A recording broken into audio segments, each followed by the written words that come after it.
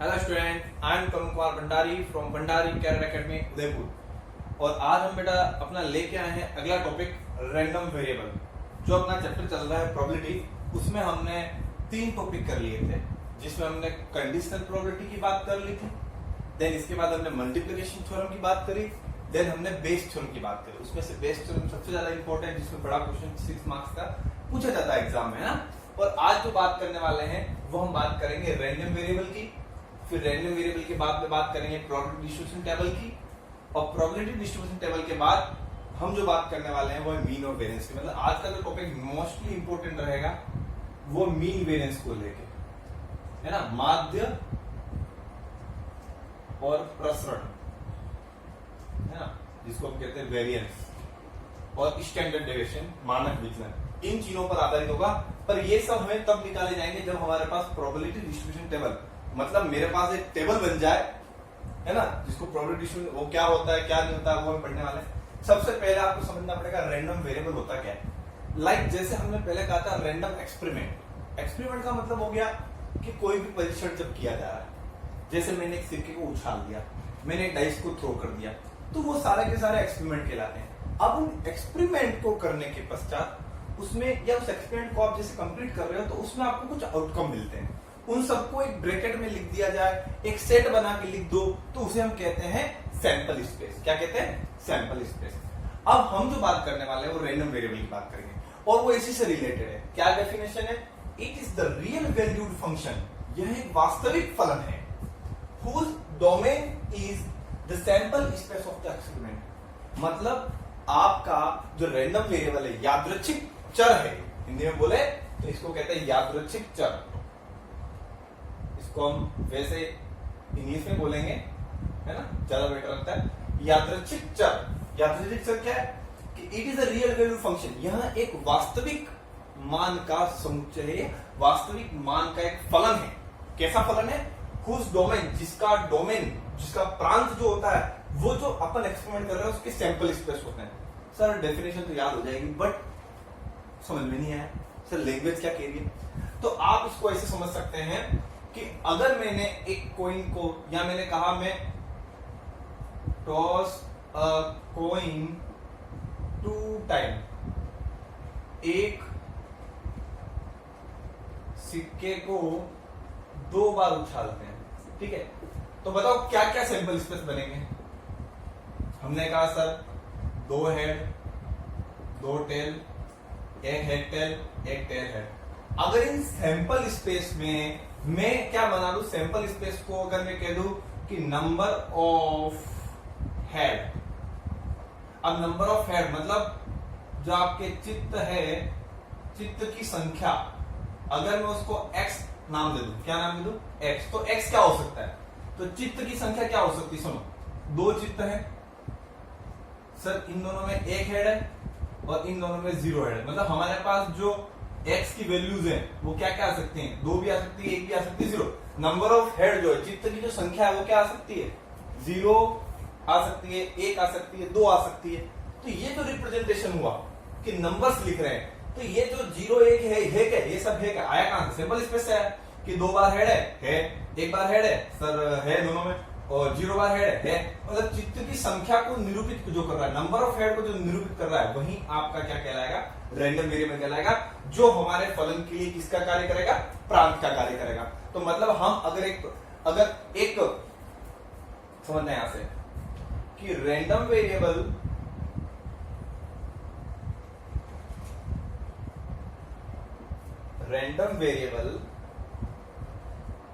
with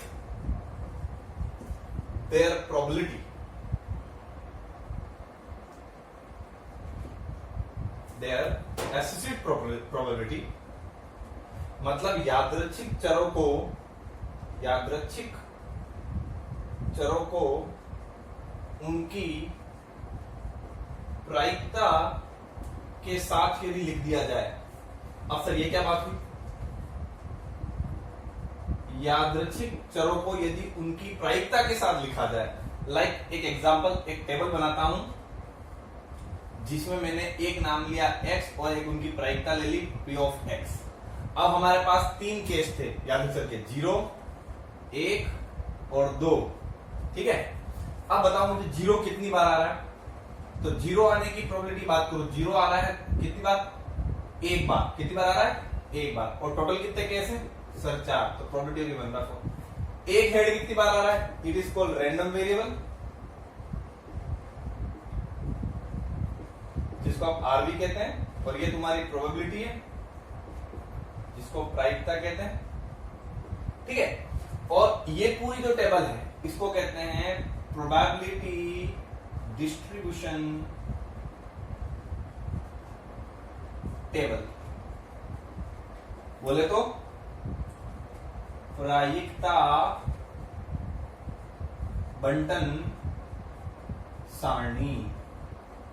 तो प्रायिकता बंटन सारणी क्या हो गई कि रैंडम वेरिएबल को उनकी प्रायिकता के साथ एक सारणी द्वारा प्रदर्शित किया जाता है। जो भी रैंडम वेरिएबल है उनको उनकी प्रोबेबिलिटी के साथ एक टेबल के रूप में डिनोट करते हैं। इसी टेबल को कहा जाता है प्रोबेबिलिटी डिस्ट्रीब्यूशन टेबल, प्रायिकता बंटन सारणी। अब जैसे एक का निकालना है तो एक कितनी बार आ रहा है, 2 बार आ रहा है, तो टोटल केस हो गए 2 और 4, और इसमें आ रहा है 1/4। अब इसकी प्रॉपर्टीज क्या होती है, पहली चीज इन सभी प्रायिकताओं का योग 1 होगा। मतलब प्रोबेबिलिटी ऑफ जो आपका पी ऑफ एक्स आ रहा है, मतलब आप बोल सकते हो कि सिग्मा ऑफ पी एक्स सभी आएगा 1। सभी राशियों का योग प्रायिकता टेबल के अंदर जितनी भी प्रायिकता का योग करेंगे वो कितना आएगा, 1 आएगा। तो आज जो सबसे पहली चीज है वो आपको पता होनी चाहिए प्रोबेबिलिटी के अंदर कि रैंडम वेरिएबल क्या होता है, और रैंडम वेरिएबल और प्रोबेबिलिटी को साथ में लिख के पीडीएफ कैसे, प्रोबेबिलिटी डिस्ट्रीब्यूशन टेबल कैसे बनाते हैं। तो ये पूरी एक टेबल बनी है जिसके अंदर जो डोमेन है, डोमेन मतलब जो इनपुट करा रहा है, इनपुट क्या है 0 1 2, तो ये सारे रैंडम वेरिएबल कहलाते हैं क्योंकि डोमेन का वर्क कर रहे हैं, और जो आउटपुट है वो क्या अपनी प्रोबेबिलिटी है। ठीक है, और इसकी प्रॉपर्टी क्या है, प्रोबेबिलिटी का मान सदैव 1 से ज्यादा आना चाहिए, सॉरी 0 से 1 के बीच में आना चाहिए, और इन सब का सम कितना आना चाहिए, 1 आना चाहिए। यहां तक ये बेटा बात याद कर लिए। अब हम जो इसके ऊपर है वो चीजें करने वाले हैं, इसके कुछ क्वेश्चन लेंगे अभी, और देर हम मीन वेरिएंस की बात करेंगे। ठीक है बेटा, नोट करो। अब मैं छोटी सी बात करता हूं बेटा कि हमने ये सीख लिया कि अगर कोई टेबल बन जाती है मेरे पास, प्रोबेबिलिटी डिस्ट्रीब्यूशन टेबल, जिसमें मैं पहले एलिमेंट को x यूज कर रहा हूं, दूसरे प्रोबेबिलिटी ऑफ x बता रहा हूं, है ना। तो यहां क्या हो सकता है sir, x1 x2 x3 n तक हो सकते हैं, और यही तुम्हारे कहलाएंगे px1 px2 px3। ये सारी चीजें क्या है, ये आपका रैंडम वेरिएबल होता है आरबी, जिसको कहते हैं यादृच्छिक चर, है ना। और ये जो तुम्हारी है वो है तुम्हारी प्रायिकता। इस चीज को मैंने कह दिया था कि ये प्रोबेबिलिटी डिस्ट्रीब्यूशन टेबल बनती है। ठीक है, अब जो बात करने वाला हूं ध्यान से समझें कि सर मीन क्या होता है। मीन बोले तो आप यहां पर एक वर्ड यूज करेंगे एक्सपेक्टेशन।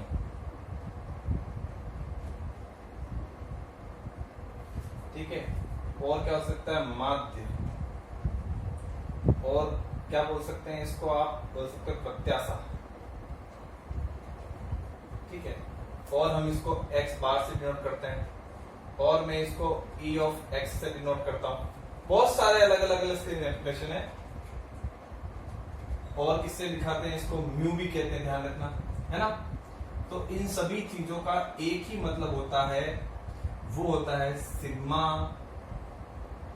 एक्स आई इंटू पी एक्स आई, जहां पे आई बराबर 1 से लेकर n तक है। मतलब क्या हुआ समझे कि इसमें इसका और इसका मल्टीप्लाई करेंगे, x1 into P x1 plus x2 P x2 x3 P x3, आपका जो लास्ट आएगा xn और pxn, इन सब का जो सम होता है वो हमारा कहलाता है प्रत्याशा, या बोले तो मीन, माध्य, x बार, e(x), म्यू, ये सब इसी के नाम है ना। अब दूसरी चीज आती है तुम्हारी इसी के अंदर, वेरिएंस।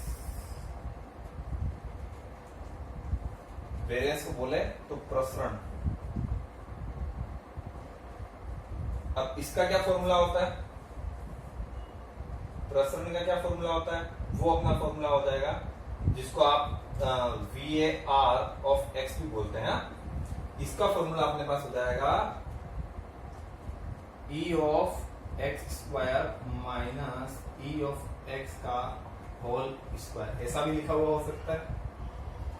ठीक है, अब यहां पे समझे ई एक्स का मतलब तुमको पता है ये पूरा होता है, ई एक्स स्क्वायर का मतलब क्या होता है, यहां मैं लिख देता हूं, ई ऑफ एक्स स्क्वायर का जो मतलब है वो है सिग्मा आई बराबर 1 से लेकर n, हम लिखेंगे यहाँ पे आपका एक्स स्क्वायर पी ऑफ, अब यहाँ पे आपको एक्स स्क्वायर का इससे मल्टीप्लाई करना है, पहले क्या होता था एक्स का मल्टीप्लाई करके ऐड करना था, अब एक्स स्क्वायर का मल्टीप्लाई को पी से मल्टीप्लाई करना है और फिर इन सबको ऐड कर देना, ये कहलाता है तुम्हारा वेरिएंस। एक चीज और होती है, आप ध्यान रखें, मीन जो आपका है म्यू, इसको एनपी भी कहते हैं। ठीक है, और वेरिएंस जो होता है वो आपका होता है NP2, जैसे जब जरूरत पड़ेगी तब इनका प्रयोग भी कर सकते हैं, मैंने यूज कर सकते हैं ना। लास्ट आता है तीसरा SD, मानक विचलन, बोले तो स्टैंडर्ड डेविएशन, ये क्या होता है, अंडर रूट वेरिएंस। अगर आपके पास में वेरिएंस आ जाए तो उसका रूट निकाल देंगे तो क्या बन जाएगा अपना स्टैंडर्ड एलडी मिल जाएगा। ये तो थी बेटा फॉर्मूला कॉन्सेप्ट की बात, है ना। फॉर्मूले क्या होते हैं, कैसे लिखे जाते हैं, कैसे चीजें आती हैं, कैसे टेबल से क्या करना पड़ता है, ये होगी। अब आज जो हमको चीजें सीखनी है वो दो चीजें सीखनी है, पहली ये टेबल बनाना और दूसरी उस टेबल पे अगर इन तीनों में से कोई चीज पूछी हो तो उसको सोल्व करना। ये है आज के चैप्टर का, आज के लेक्चर का मेन मतलब, है ना, जो एग्जाम में पूछा जाता है। ठीक है बेटा, इसको एक बार नोट कर लीजिए, इसको स्क्रीनशॉट ले लो उसका, फिर अपन न्यूमेरिकल की बात करते हैं। तो बेटा अपना जो रैंडम वेरिएबल है, जो टॉपिक्स है, इस पे अगर न्यूमेरिकल की बात करें तो एग्जाम में क्वेश्चन कैसे आते हैं। तो देखो क्वेश्चन लिखा हुआ है, two card are simultaneously, two card are drawn from simultaneously from a well shuffled pack of 52 card, मतलब 52 ताश के पत्तों में 2 पत्ते निकाले जाते हैं, है ना, एक के बाद एक साइमल्टेनियसली लिखा हुआ है, तो निकाले जाते हैं एक के बाद एक from well shuffled pack, find the mean in variance, आपको माध्य एवं प्रसरण निकालना है, किसका, number of red card, Lal colour के जो हैं, लाल रंग के जो लाल कलर का जो पत्ता है, लाल रंग के पत्ते, इसका आपको क्या निकालना, माध्य प्रसरण निकालना है। अब सबसे पहले बात करते हैं, हमें जो निकालना पड़ेगा टेबल, जब तक टेबल नहीं बनेगी आगे का कोई काम नहीं होगा। अब मैं बात करता हूं एक्स क्या है, number of red card, x हम कहेंगे कि लाल रंग की कितने पत्ते हैं उनकी बात कर रहे हो, और प्रोबेबिलिटी ऑफ एक्स, उनकी प्रायिकता क्या क्या है, उनकी प्रोबेबिलिटी क्या क्या है। अब मुझे बात बताइए लाल रंग के पत्ते कितने हो सकते हैं, यही आपका कहलाएगा रैंडम वेरिएबल, यादृच्छिक चर, है ना। तो मैं कह रहा हूं 2 पत्ते निकाले जा रहे हैं, तो हो सकता है लाल रंग का एक भी ना हो सकता है केवल एक हो सकता है 2 हो। अब इन तीनों की प्रोबेबिलिटी निकाल के यहां फिल करनी है। सबसे पहले बात करते हैं अपन कि लाल रंग का एक भी पत्ता ना है, फर्स्ट केस लाल रंग का एक भी पत्ता नहीं है, तो प्रोबेबिलिटी क्या होगी, टोटल कितने हैं 52 में से, आप ये कह सकते हो टोटल 52 है, 52 में से लाल रंग का नहीं होना चाहिए, है ना, लाल रंग का नहीं निकालना है दोनों केस में। अगर लाल रंग का नहीं निकालना है तो आप कह सकते हो कि टोटल पत्ते होते हैं लाल कलर के कितने 26, तो अपना पहला केस आएगा 26 और फिर आएगा 25/51, 2 पत्ते निकाल लिए, ये कट गया 1/2, तो आपका आएगा 25/102। सेकंड केस, जब एक पत्ता लाल है, अब एक पत्ता लाल है तो दूसरा पत्ता किसका होगा, ब्लैक का होगा, ऑब्वियसली बात है। तो आप इसको परम्यूटेशन कॉम्बिनेशन से भी कर सकते हो, कैसे, देखो हमारे पास 26 पत्ते हैं, तो 26 में से एक काला, एक ब्लैक और 26 में से एक रेड, टोटल कितना है 52 में से C2, तरीका वही रहेगा 26 × 26 अपॉन 51, 52 × 51 अपॉन 2 × 1, सोल्व करेंगे 26 दूनी 52, तो ये तुम्हारा हो जाएगा 2 से 2 कैंसिल, तो बचेगा तुम्हारा 26/51। ठीक है, अब थर्ड केस, थर्ड वाला केस कितना है कि 2 आने चाहिए। ठीक है, यहाँ पे जाके काम कर सकते हो, इन दोनों को ऐड करके 1 में से माइनस करोगे तो भी आपका आंसर आ जाएगा। ठीक है, फिर भी हम निकाल लेते हैं कैसे, देखो। हाँ जी, अब बात करते हैं अपन यहाँ पे तीसरा 2, तो 26 में से 2 अपॉन 52 में से भी 2। ठीक है, तो 26 में से 2 आ गए तो ये आपके आ जाएंगे 26 इंटू 25 अपॉन 2 इंटू 1, और 52 है तो 52 into 51 upon 2 into 1, 2 into 1 2 into 1 क्या 1/2, ये बचा 25/102। तो हमें इसमें फिल कर देता हूं सबसे पहले, तो कितना आ जाएगा, सबसे पहले 25/102, और ये भी आ रहा है 25/102, और ये आ रहा है 26/51। ये जो टेबल बन गई है ये हमारी क्या कहलाती है, प्रोबेबिलिटी डिस्ट्रीब्यूशन टेबल। तो अगर क्वेश्चन में ये पूछा हो कि आप एक मिनट स्टार्ट किया नहीं, हाँ जी, अगर क्वेश्चन में केवल इतना पूछा हो कि प्रोबेबिलिटी डिस्ट्रीब्यूशन टेबल मतलब प्रायिकता बंटन सारणी बनानी है, तो यहां तक करके आपको सॉल्व कर देना। अब समझो एग्जाम में इंपॉर्टेंट क्यों है। पहली चीज, इस क्वेश्चन को करने में आपको प्रोबेबिलिटी तो निकालनी ही पड़ी, सारा केस तो लगाना ही पड़े, है ना। तो नॉर्मली होता क्या है कि एग्जाम में क्वेश्चन इस तरह से पूछा जाए तो उसका पॉइंट को भी दूसरा हो, लेकिन आपका जो चैप्टर है उसके रिगार्डिंग सारी चीजें कंप्लीट हो जाए उसके अंदर, है ना। तो सबसे पहली चीज उसने इस तरह से आपको टेबल बनाना पूछ ली। आप पूछ रहा है मीन एंड वेरिएंस। अब बात करता हूं मीन की। मीन बोले तो माध्य, क्या फॉर्मूला था इसका, एक्सपेक्टेशन ऑफ एक्स का, हमने कहा था sigma x into p x.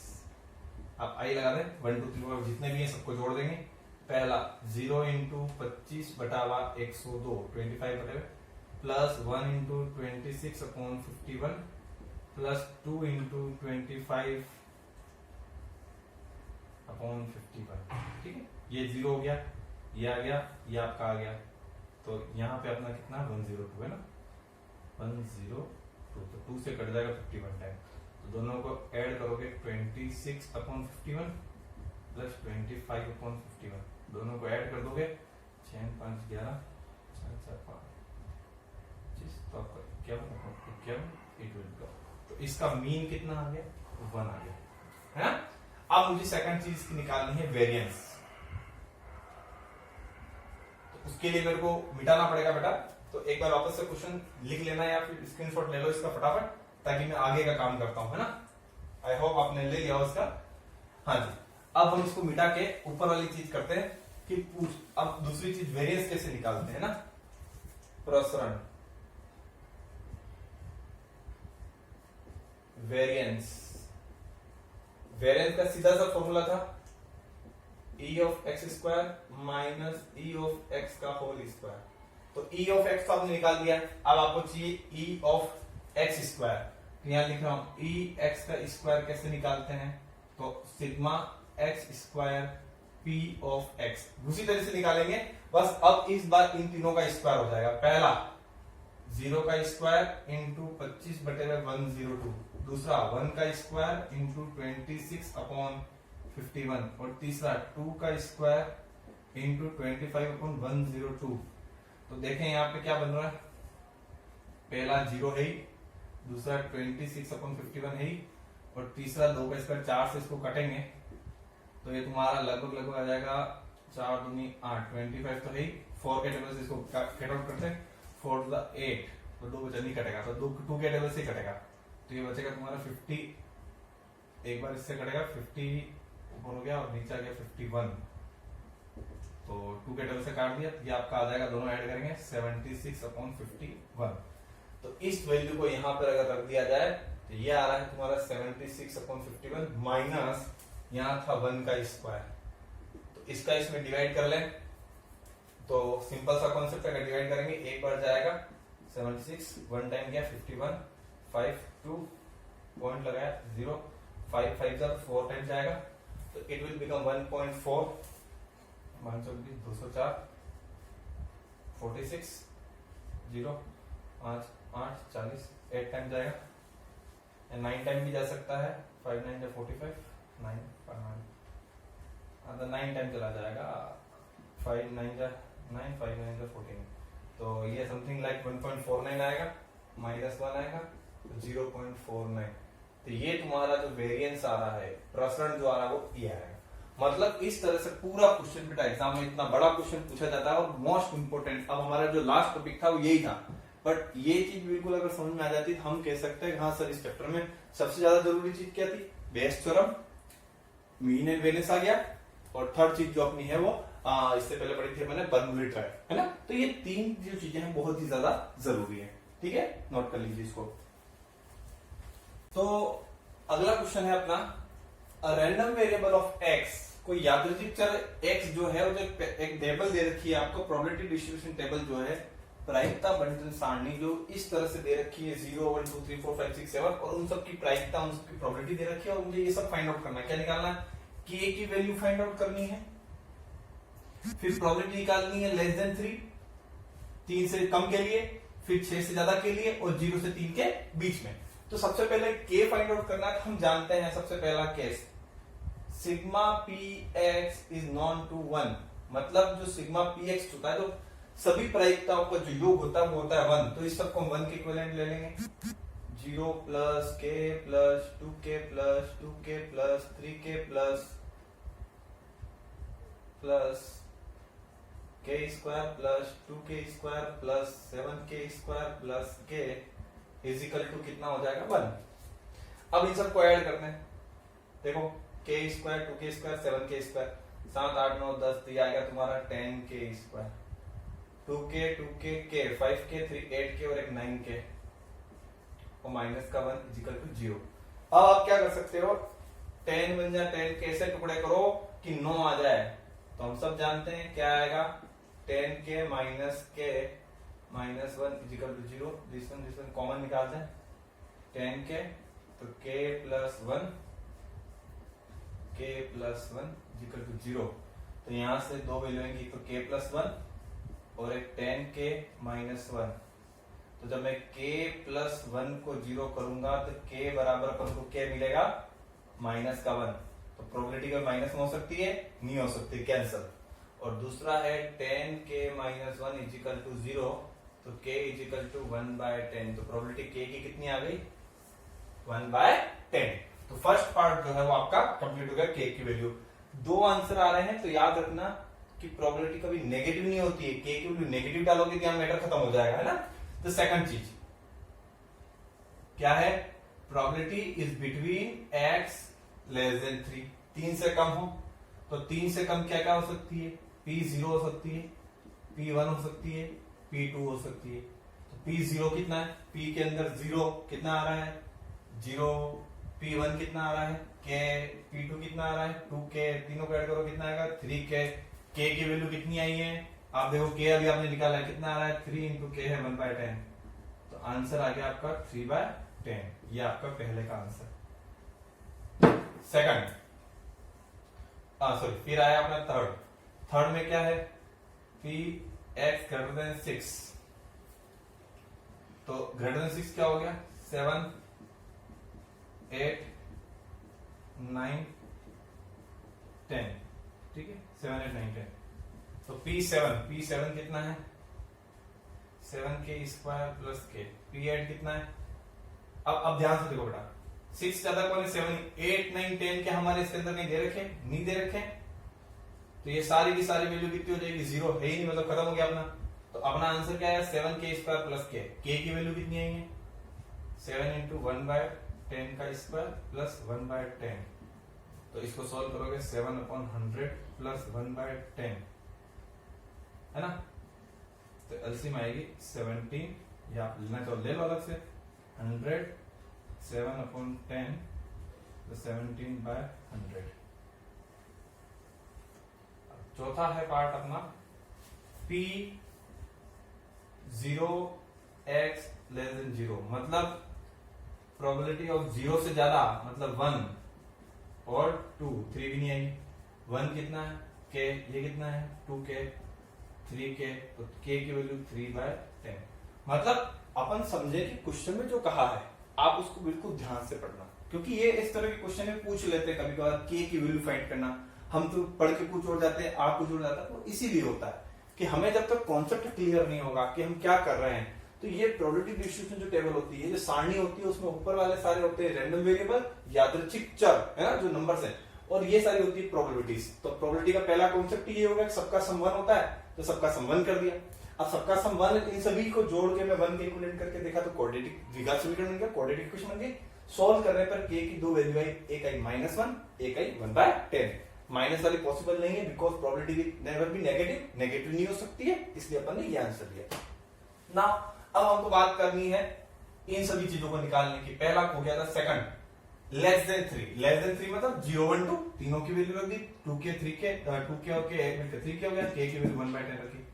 Greater than 6 से क्या होता है, 7, 8, 9, 10 बहुत सारे हो सकते हैं, तो ये हम लेंगे नहीं, क्यों, 7 से ज्यादा अपने पास है भी नहीं, है ना, तो उसको लेने की जरूरत है नहीं है, तो केवल P7 आएगा। P7 की वैल्यू कितनी होती है, P7 की वैल्यू है 7k² प्लस k, k की वैल्यू 1/10 और k की वैल्यू 1/10। सोल्व किया 17/10। फिर नेक्स्ट आ गया फोर्थ, P 0 से लेकर 3 तक, 0 से 3 के वैल्यू कौन आ रहा है, 1 और 2, तो 1 की वैल्यू आ गई k और 2 की वैल्यू आ गई 2k। ये दोनों के ऐड किया 3k आ गया, 3k की वैल्यू 1/10 रखी, तो इस तरह से इक्वेशन कंप्लीट हो गया। ठीक है बेटा, नोट कर लीजिए इसको। एक क्वेश्चन है, क्या क्वेश्चन है, find the mean and variance of getting throwing a die. मतलब हमें कहा है एक पासे को उछालने पर, एक पासे को उछालने पर प्राप्त, अगर एक पासे को उछाला जाए,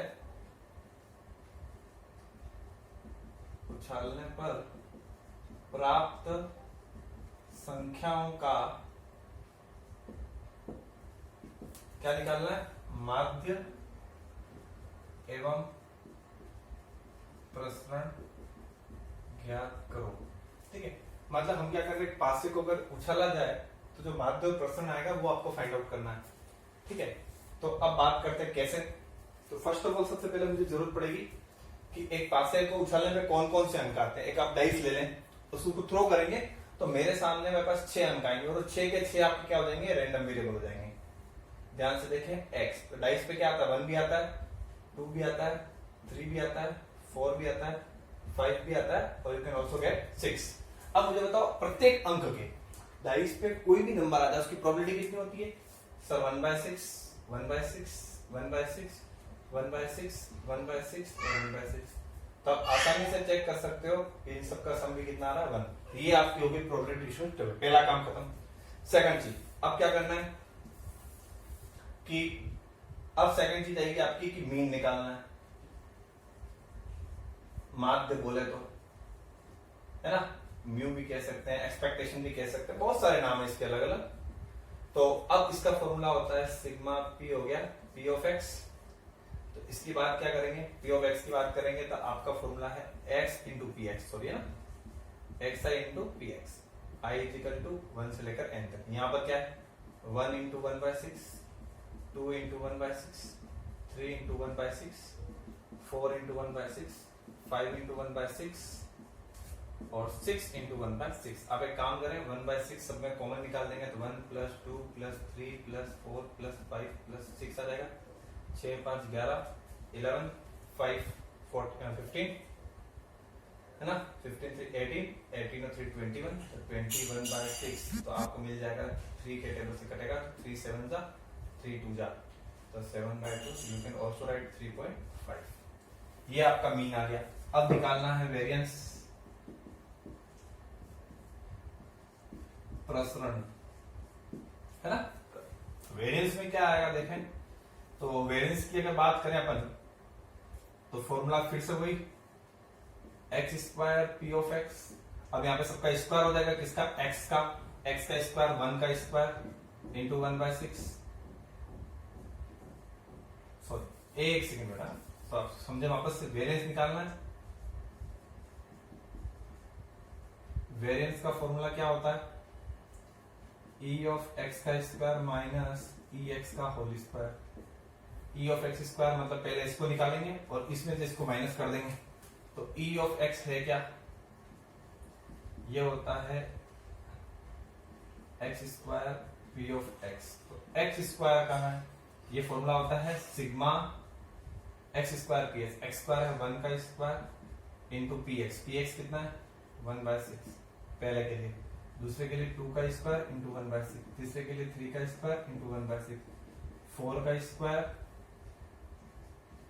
इंटू 1/6, फिर 5 का स्क्वायर इंटू 1/6 और 6 का स्क्वायर इंटू 1/6। तो इन सब में से अगर ध्यान से 1/6 को माना जाएगा, 1 का स्क्वायर 1, 2 का स्क्वायर 4, 3 का स्क्वायर 9, 4 का स्क्वायर 16, 5 का स्क्वायर 25, 6 का स्क्वायर 36। इन सबको अगर ऐड कर दिया जाए, ठीक है, 36, 36 और 4 कितना हो गया 40, 50, 60, 66, 66 ये हो गया, 28 गया 86 और 91, टोटल आ गया 91/6। हाँ बेटा, तो इन सब का सम आ गया तुम्हारा 91/6। इसको डिवाइड करेंगे 6 × 6 1 टाइम जाएगा तो कितना बचेगा, ठीक है, 15 × 90, 10.10 10 बचा, 1 टाइम गया और फिर आपका 10 में से 4 गया, 4 बचा और 6 तक 15.16।